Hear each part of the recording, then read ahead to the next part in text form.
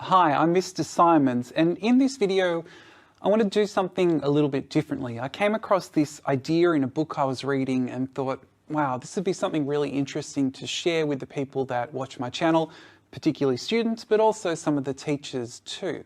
And the book I was reading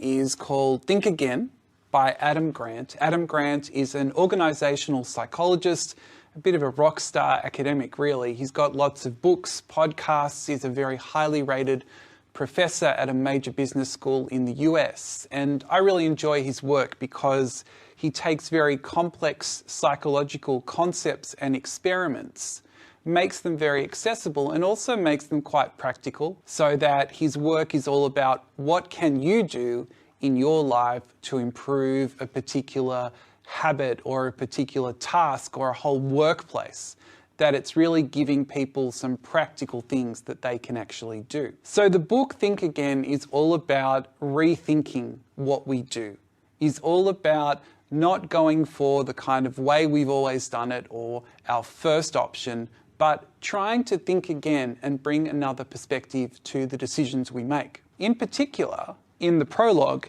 he talks about multiple choice questions, and that you may have heard that, that your first answer is most likely the most correct. So you shouldn't change your multiple choice answers, that your first one is what you should go with. In terms of changing multiple choice answers, Grant talks about when a trio of psychologists conducted a comprehensive review of 33 studies, they found that in every one, the majority of answer revisions to multiple choice questions were from wrong to right. It's interesting that the majority of changes were actually going from the wrong answer to the correct one. And then there's more.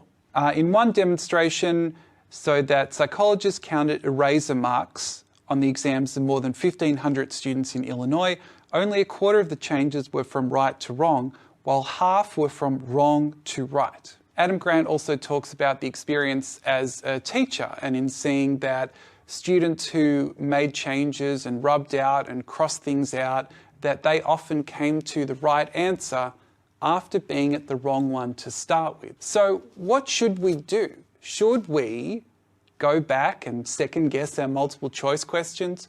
Should we stick with the first one we put down? I think that the answer here, or that the idea here that would be worth thinking about, and I'm not telling you, you should absolutely do this and you should second guess everything you do and all those sorts of things, because exams are stressful. I don't want to add to that pressure. What I think you should do is that when you have time left over in the exam, right? So you've gone through the exam, you've done the multiple choice, you put little asterisks next to the ones you're not sure about. When you go back to them, be open to the idea that you can change your answer.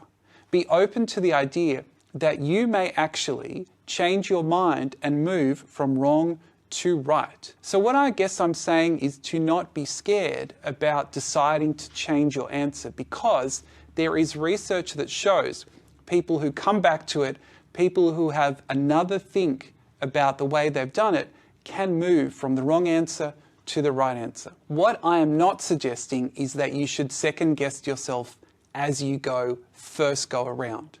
When you answer multiple choice questions, you make a decision, you move on. Don't linger on that.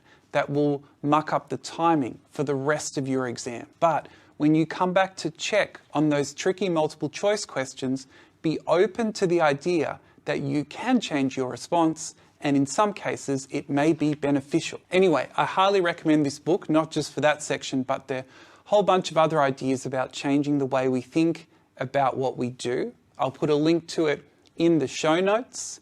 If you've got any questions or comments, any ideas about this type of content, whether it's useful or interesting, just put that in the comments. And as always, thank you very much for watching.